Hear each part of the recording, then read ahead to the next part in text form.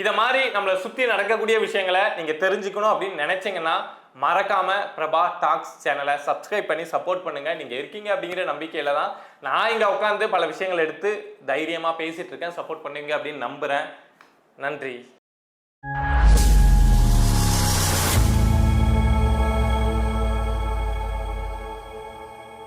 ஒரு செய்தி ஒன்று சொல்லட்டுமா ப்ரோ?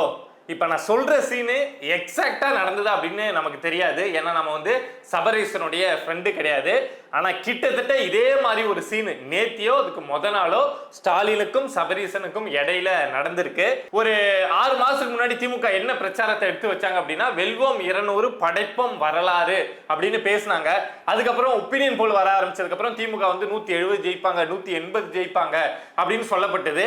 அதுக்கப்புறம் எக்ஸிட் போல் வர ஆரம்பிச்சதுக்கப்புறம் திமுக தான் ஆட்சிக்கு வருவாங்க, 120 ஜெயிச்சா கூட திமுக தான் ஆட்சிக்கு வருவாங்க அப்படின்னு 200லேருந்து 180 170 120 வரைக்கும் எக்ஸிட் போல் வரைக்கும் வந்திருந்தது.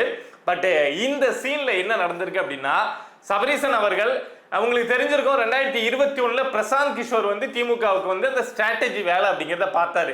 ஆனா சபரீசன் என்ன பண்ணாரு அப்படின்னா, அவனுக்கு என்ன மாமா நாம போயிட்டு 200 கோடி 300 கோடின்னு கொடுக்கறது, நமக்கு இல்லாத மூலியா, எனக்கு இல்லாத மூலியா, நான் எவ்வளவு பெரிய நிறுவனம் வச்சிருக்கேன், பெண்ணுன்னு ஒரு நிறுவனம் வச்சிருக்கேன், நான் அந்த வேலையெல்லாம் பார்த்துக்கிறேன் அப்படின்னு சொல்லிட்டு அந்த வேலையெல்லாம் டேக் ஓவர் பண்ணது அப்படின்னா இந்த சபரீசன் தான். அதாவது ஸ்ட்ராட்டஜி பண்ணி 2026 திமுகவை ஜெயிக்க வேண்டிய வேலை அப்படிங்கிறது சபரீசனோட வேலை, பணம் இறக்க வேண்டிய வேலை அப்படிங்கிறது ஸ்டாலினோட வேலை.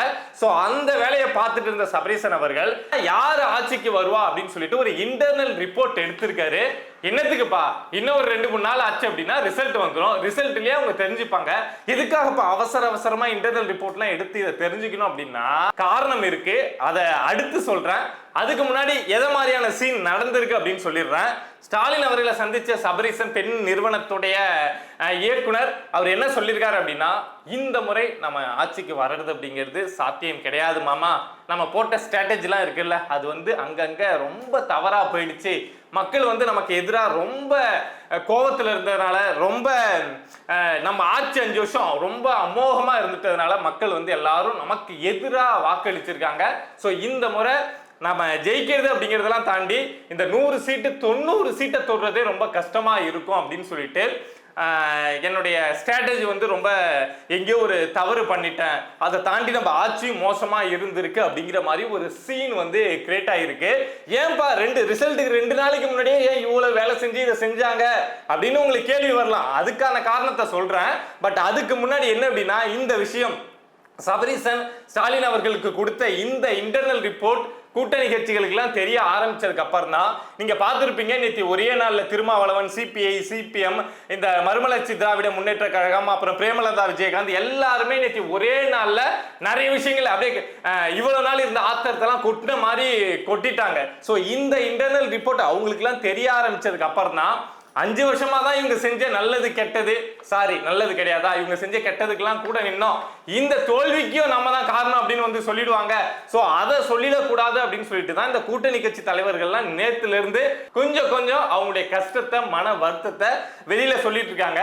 உங்களுக்கு தெரியும் திருமாவளவன் அவர்கள் என்ன சொல்லியிருக்காங்க அப்படின்னா, இத மாதிரி தேர்தல் பணிக்குழு அப்படிங்கிறத நாங்கள் எல்லா தொகுதிக்கும் 234 தொகுதிக்கும் அமைச்சிருந்தோம். ஆனால் விடுதலை சிறுத்தைகள் நபர்கள் வேலை சரியா செய்யல, அவங்க மேல நான் நடவடிக்கை எடுப்பேன் அப்படிங்கிற மாதிரி ஒரு விஷயத்த போட்டு வைக்கிறாரு. இது என்னப்பா இத மாதிரி சொல்றது, அவரு திமுகவுக்கு வேலை செய்யலன்னு தானே சொல்றாரு, அவங்களுக்கு பாசிட்டிவா தான் சொல்றாரு அப்படின்னா அப்படி கிடையாது. என்ன சொல்றாரு அப்படின்னா, திமுக தோக்க போகுது, அதுக்கு ஒரு காரணமா விடுதலை சிறுத்தைகள் வேலை செய்யாது இங்க ஒரு காரணமா இருக்கும். அதாவது திமுகவுக்கும் சொல்றாரு, அதிமுகவுக்கும் சொல்றாரு, தமிழ்நாட்டில் இருக்கக்கூடிய மற்ற கட்சிகளுக்கும் சொல்றாரு, விசிகா ஒரு கூட்டணியில இருக்கு அப்படின்னா விசிகா அங்க கிரவுண்ட்ல வேலை செஞ்சா மட்டும்தான் அந்த கட்சி ஜெயிக்க முடியும். நீங்க விசிகாவை ரொம்ப புறக்கணிச்சுட்டே இருந்தீங்க அப்படின்னா, கீழே இருக்கக்கூடிய தொண்டர்கள் சரியா வேலை செய்யல அப்படின்னா அந்த கூட்டணி ஜெயிக்க முடியாது அப்படின்னு சொல்லிட்டு மறைமுகமா நேற்று திருமாவளவன் தன்னுடைய மனசுக்குள்ள இருந்த கஷ்டத்தை சொல்லிட்டாரு. திமுக தோக்க போகுது அப்படிங்கிறதையும் சொல்லிட்டாரு. இனிமே நான் யாரு கூடயாவது கூட்டணி வச்சாலும் எனக்கு முக்கியத்துவம் அப்படிங்கிறத கொடுக்கணும், நான் கேட்கிற சீட்டை கொடுக்கணும், என்னை வந்து 8 சீட்டுக்குள்ள 6 சீட்டுக்குள்ள 2 சீட்டுக்குள்ள என்னமோ ஒரு பானைக்குள்ள பூனையை போட்டு அடக்கிற மாதிரி இங்க அடக்க கூடாது அப்படின்னு நேத்தி திருமாவளவன் சொல்லாம சொல்லியிருக்காரு. உங்களுக்கு தெரிஞ்சிருக்கும், திருமாவளவன் வந்து இந்த தேர்தலுக்கு முன்னாடி இந்த சீட்டு எத்தனை சீட்டுன்னு ஒதுக்கிறதுக்கு முன்னாடி என்னென்னமோ ஃபைட் பண்ணி பார்த்தாரு. நம்மளை வந்து எல்லாரும் வந்து ரொம்ப கேலி பண்றாங்க, கிண்டல் பண்றாங்க, எப்படியாவது டபுள் டிஜிட் சீட்டாவது வாங்கிடணும் அப்படின்னு எவ்வளவோ ஃபைட் பண்ணி பார்த்தாரு. ஆனா கடைசியில வந்து 8 சீட்டு அப்படிங்கிற இடத்த விசிகாவை முடிச்சாங்க. சரி 8 சீட்ல முடிச்சாங்க, நாம நம்ம விருப்பத்துக்கு செயல்படலாம், நம்மள என்ன எம்பி ஆக்கி இந்த திமுக வந்து டெல்லிக்கு அனுப்புறது, நாம தமிழ்நாட்டு மக்களுக்காக தானே வந்தோம், நான் தமிழ்நாட்டு அரசியலுக்குள்ள இறங்குறேன் அப்படின்னு சொல்லிட்டு திருமாவளவன் காட்டுமன்னார்குடி தொகுதியில நிக்க போறேன் அப்படின்னு சொல்லியிருந்தாரு. உடனே திமுக ஒரு அழுத்தம் கொடுத்து, நீங்க என்னங்க ஸ்டேட் பாலிடிக்ஸ்குள்ள வரீங்க, நமக்குள்ள அக்ரிமெண்டே என்ன, நீங்க எம்பியா வெளியில இருக்கணும், உங்க ஆளுங்களை தான் அங்க வச்சிருக்கணும், நீங்க இங்க வந்தீங்கன்னா உங்க கட்சி வளர்ந்துரும், உங்க கட்சி வளர்ந்தா நீங்க நாளைக்கு பெருசா டிமாண்ட் வைப்பீங்க, அப்படிலாம் பண்ணக்கூடாது அப்படின்னு சொல்லிட்டு மிரட்டி ஒரு அழுத்தம் கொடுத்து திருமாவளவன் அவர்களை வந்து காட்டுமன்னார்குடி தொகுதியில வந்து நிக்க முடியாத மாதிரி பண்ணாங்க. சோ இந்த விஷயம்லாம் திருமாவளவன் மனசுலயும் ஒரு வருத்தமா இருந்திருக்கும், ஒரு அழுத்தமா இருந்திருக்கும். இதை தாண்டி இதை பார்த்துட்டு இருந்திருப்பாங்கல்ல விடுதலை சிறுத்தைகள், திருமாவளவன் அண்ணனை என்னென்னலாம் போட்டு இந்த திமுக பண்றாங்க, என்ன கஷ்டம்லாம் பண்றாங்க அப்படின்னு, நம்ம அண்ணன் இப்படி பண்றாங்க அப்படின்னு கீழே இருந்தக்கூடிய தொண்டர்கள்லாம் பார்த்துட்டு இருந்திருப்பாங்கல்ல. ஸோ அவங்களுடைய ஒரு அதிருப்தி இருக்கும்ல, ஸோ அந்த அதிருப்தி தான் இந்த தேர்தலில் வந்து வெளிப்பட்டிருக்கு. நீங்க கூட்டணி கட்சியை மரியாதையா சரியா சமமா நடத்துனீங்கன்னா கீழே இருக்கக்கூடிய தொண்டர்கள் வேலை செய்வாங்க. நீங்க உங்க கெத்து ஒரு நீங்க வந்து ஒரு பெரியண்ணன் மனப்பான்மையில நடந்துகிட்டீங்க அப்படின்னா இப்படி நடக்கும் அப்படிங்கிறது ஒரு இயல்பான விஷயம். அதுதான் விடுதலை சிறுத்தைகள் பண்ணியிருக்காங்க. திருமாவளவன் அவர்கள் சொல்ற மாதிரி விடுதலை சிறுத்தைகள் எங்கெங்க போட்டி போட்டாங்களோ அங்கெல்லாம் விடுதலை சிறுத்தைகள் வந்து அந்த 8 தொகுதியில நல்லா வேலை பார்த்திருக்காங்க. பட் திமுக கட்சியில யாரெல்லாம் போட்டாங்களோ அந்த தொகுதியில இருக்கக்கூடிய விடுதலை சிறுத்தைகள் வந்து யாரும் வேலை செய்யல. ஏன்னா ஆல்ரெடி 5 வருஷத்துக்கு முன்னாடி அவங்களுக்கு வேலை செஞ்சு இந்த 5 வருஷத்துல அங்க அவங்களுக்கு என்ன நடந்திருக்குன்னு தெரியல. சோ அப்படி இருக்கப்போ இந்த முறை விடுதலை சிறுத்தைகள் திமுகவை காலவாரி விட்டாங்க. அதே மாதிரி சிபிஐ சிபிஎம் அவங்க தரப்புல இருந்து என்ன ஒரு செய்தி வெளியாயிருக்கு அப்படின்னா, திமுக வந்து இளைஞர்களுக்கு ஒண்ணுமே செய்யல, இளைஞர்களுடைய வேலை வாய்ப்பை பெருக்கி கொடுக்கல அப்படின்னு சொல்லிட்டு இப்போ ரிசல்ட் 2 நாள் இருக்கு. நேத்தி இவங்க புலம்புறாங்க, 5 வருஷமா இவங்களுக்கு தெரியல, ஆனா நேத்தி இவங்க புலம்புறாங்க. எதுக்காக அப்படின்னா, இந்த தோல்வி அப்படிங்கிறது உறுதியானதுக்கு அப்புறம் அவன் அது பண்ணிட்டான், அவன் இது பண்ணிட்டான் அப்படின்னு சொல்லி காட்டுவாங்கல்ல. அதாவது ஒரு டீம் ஜெயிக்கிற வரைக்கும் அப்படியே சூப்பரா கொண்டாடுவாங்க, அவங்க எடுக்கிற டிசிஷன் எல்லாமே சூப்பர், உள்ள என்ன பிரச்சனை இருந்தாலும் வெளியில தெரியாது அப்படிங்கிற மாதிரி சூப்பரா போயிட்டு இருக்கும். ஆனா தோல்வி அப்படிங்கிறது வந்துருச்சு அப்படின்னா, ஜெயிச்சப்ப என்ன குறைகள் இருந்ததோ அது ஆரம்பிச்சு தோக்குறப்போ என்ன குறைகள் இருக்கோ அது வரைக்கும் போட்டு உடைப்பாங்கல்ல. சோ அத மாதிரிதான் இப்ப திமுகவுடைய கூட்டணி கட்சிகள் எல்லாம் சேர்ந்து திமுக அதை பண்ணுச்சு இதை பண்ணுச்சு அப்படின்னு சொல்லி திட்டிட்டு இருக்காங்க. நம்ம பிரேமலதா விஜயகாந்த்லாம் அமைச்சரவையில நாங்க இடம் கேட்போம் அப்படின்னு எல்லாருமே நேற்று ஒரே நாள்ல பேசியிருக்காங்க. எதுக்காக தெரியுமா?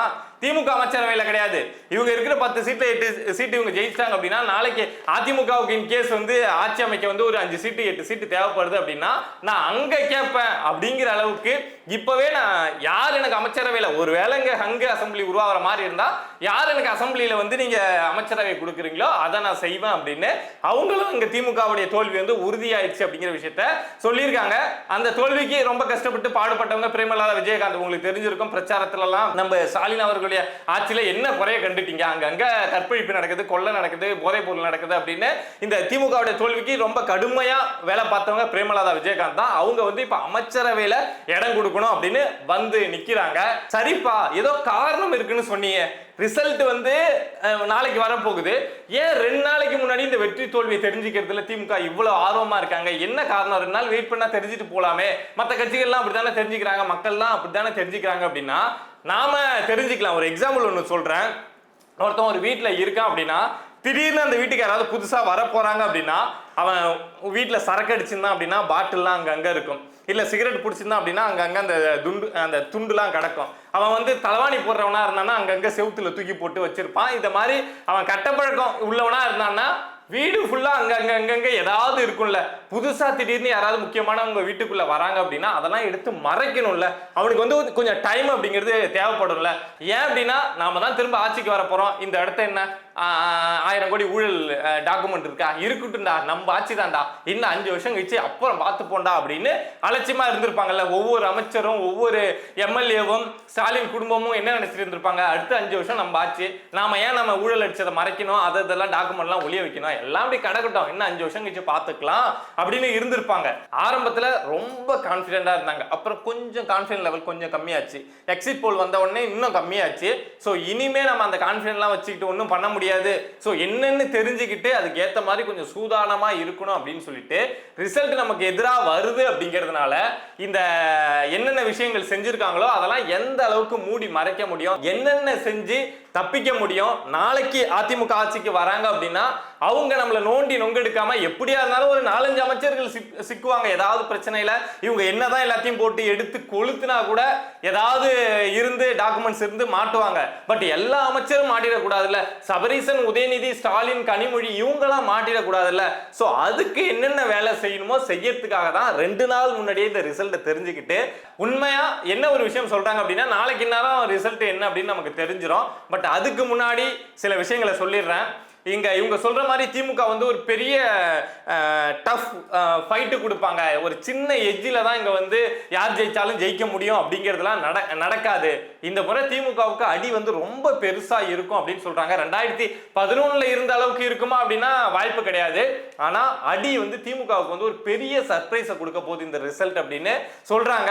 இத மாதிரி நம்மளை சுத்தி நடக்கக்கூடிய விஷயங்களை நீங்க தெரிஞ்சுக்கணும் அப்படின்னு நினைச்சீங்கன்னா மறக்காம பிரபா டாக்ஸ் சேனலை சப்ஸ்கிரைப் பண்ணி சப்போர்ட் பண்ணுங்க. நீங்க இருக்கீங்க அப்படிங்கிற நம்பிக்கையில தான் நான் இங்க உட்காந்து பல விஷயங்களை எடுத்து தைரியமா பேசிட்டு இருக்கேன். சப்போர்ட் பண்ணுங்க அப்படின்னு நம்புறேன். நன்றி.